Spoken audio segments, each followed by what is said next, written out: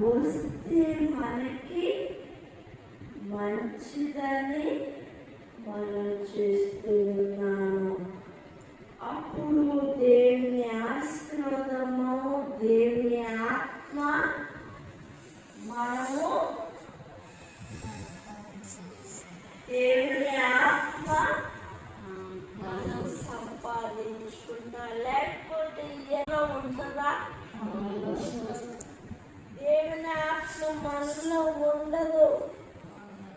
దేవుని బిడ్డలుగా మనం బ్రతకాలంటే దేవుని మనం కలిగి జీవిస్తే చాలు. కాబట్టి యొక్క సమయంలో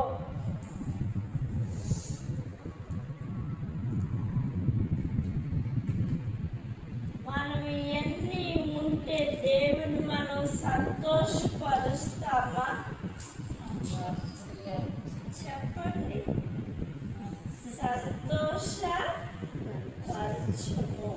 కాబట్టి శరీరానుసారంగా జీవించుటకు శరీరానికి రుణస్తులము కాదు.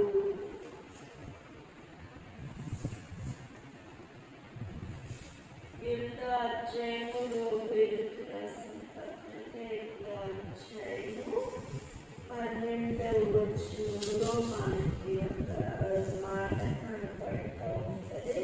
కాబట్టి సహోదరులారా ప్రవర్తించిన మనము ఆత్మ చేత శరీర క్రియలను చంపని జీవించేది. ఈ మాట ఎత్తుకోండి. ఆత్మ చేత దేవుని ఆత్మ చేత ఏం చేయాలి?